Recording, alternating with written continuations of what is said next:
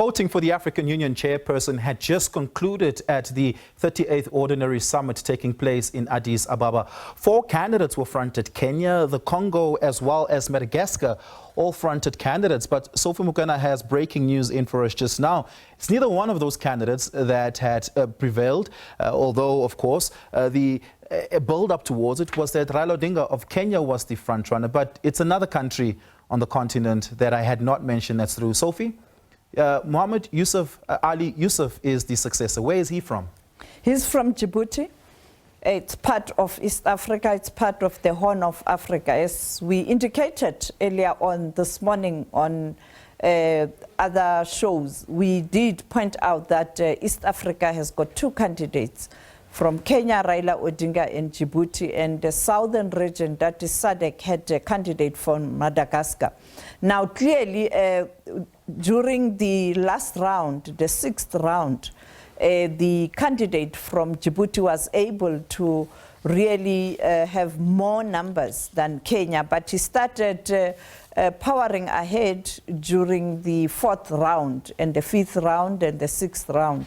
But we are still waiting for now the formal announcement by the AU leaders, the current chair, who is the president of Angola, to make an official announcement, because you have to meet a particular threshold. You can lead with numbers, but you have to meet a particular threshold. So we are waiting to see whether Djibouti leading, have they been able to pull a threshold to be announced as the country that has provided the new chairperson of the commission. And I think we will soon get that from the AU. Right now, voting is continuing in terms of the vice chairpersons, and therefore the north, the region, the north, I think will be able to get the first chairperson, and therefore it is still continuing. But Djibouti has done well. They were underdogs in a sense that there was so much noise around Raila Odinga. Some of us, we saw it coming based on the character Raila Odinga in Kenya, and some diplomats even in South Africa saying Kenya wants to export a problem to the AU, because you know that Raila Odinga has been very active politically. He has tried to be the president of Kenya on many occasions, and most of the time where he availed himself as the presidential candidate, some of those elections were contested, and that led to violence. And in terms of Kenya, Kenya was not necessarily united around him.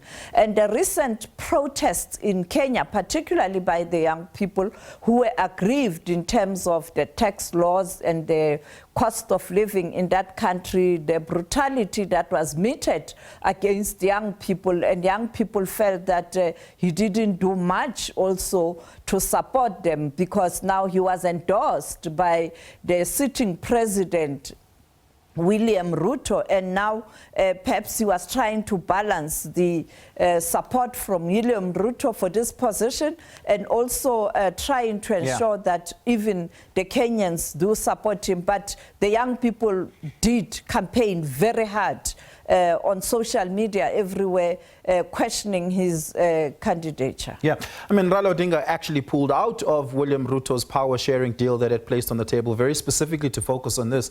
It's an unfortunate loss for him. He might go back to that. But it is unusual to see a regional bloc front 2 candidates for the AU chairperson position and prevail successful thereafter. It seems like you can, from the same bloc, put on multiple candidates and hopefully do well in that election. Djibouti really is a country that has not participated very strongly in what one would consider the shaping of the geopolitical texture of the continent. Talk to us about Mohammed Ali Youssouf. You have spoken to him, and that interview will come a little bit later on. But who is he? What does he stand for? And what does he hope to bring to the African Union? A seasoned diplomat. He's currently the Foreign Affairs Minister of Djibouti, and he's got vast experience for quite a long time. He has occupied that position, and therefore I think, look at Chad. The outgoing chair is from Chad. It's a small country.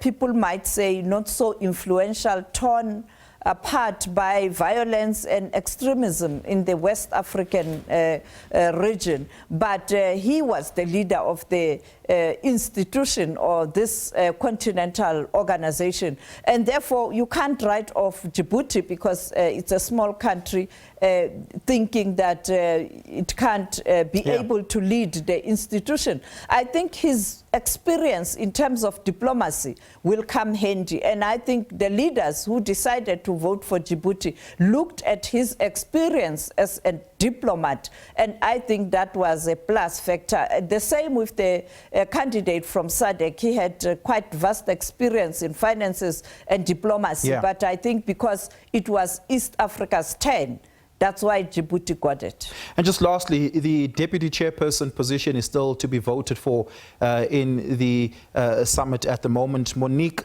Banganwa from Rwanda, who is the current deputy chairperson, is seeking re-election here, and Hassan al-Sanusi from Libya, the north of Africa, is seeking election for this position. Their campaigns have been pretty interesting in that Libya, of course, has its own internal political machinations that had not been very stable over the last couple of years. Does Libya stand a strong chance here? Well, I think it's the North's turn, and if the leaders were to follow their own rule of ensuring that you rotate to ensure that you are inclusive, I think the North stands a chance, and therefore Algeria or Libya are likely to get it. But you can never write off the external factors, as we see now in terms of what's happening in the DRC, but also globally. And therefore, the chances that Rwanda might get it, you have to really look at the external factors, including the situation in the DRC, and look at how EAC was divided. And therefore, will the EAC rally behind the candidate from Rwanda as EAC? What is SADC going to do with the tension with Rwanda? So it also gets even more complicated, and therefore you can't rule out any candidate with external factors in consideration. Yeah, of course, the voting is still underway. A candidate must secure a 2/3 majority to secure victory. If no candidate achieves this in the first 3 rounds, the lowest scoring candidates then get eliminated, and voting then gets restarted, and hopefully the surplus of votes from the eliminated candidate gets distributed in a way in the new voting round that secures a 2/3 majority for that. Of course, we're going to bring you more on this a little bit later on, just after 6 o'clock. We're going to be in conversation with Dr. Charles Sankala, and then Sophie Mokoena will be bringing us that interview that she had with Muhammad Ali Youssouf, who currently is the candidate in the lead as voting still continues.